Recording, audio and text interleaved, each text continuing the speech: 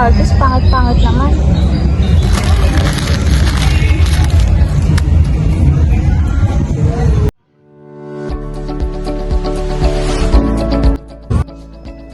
Alfred McCoy and Alfredo Roses were prominent figures in the realm of political caricatures and editorial cartoon during the American colonial era in the Philippines. Alfred McCoy contributed to the understanding of the American era through academic research, while Alfredo Roses left a lasting visual impact through his editorial cartoon, which continued to provide valuable insights into the history and politics of the Philippines during that period.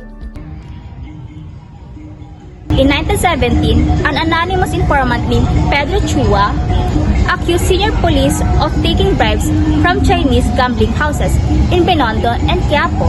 This letter, once published, created a significant uproar and led to allegations that ultimately resulted in the apparent suicide of a police chief. Following a series of sensational claims and counterclaims, the Philippine Free Press retracted its accusation. However, Vicente Soto's independent newspaper continued to assert that Chua's charges were accurate. The theme of police corruption in relation to gambling law enforcement was a recurring one in cartoon during the American period. Throughout this era, cartoons frequently highlighted police corruption in gambling enforcement, depicting Manila police protecting gambling clubs favored by Filipino politicians, accepting bribes from Chinese clubs, or failing combat criminals gangs. The cartoonist Fernando Amarsolo added a racist element to his illustration, while the corrupt Filipino policeman was depicted with regular features. The Chinese characters were caricatured as emaciated, leering figures resembling rodents more than humans. Although Amarsolo's approach was more extreme, many cartoonists commonly depicted Chinese individuals involved in corruption or opium smuggling in a similarly racist manner during that period.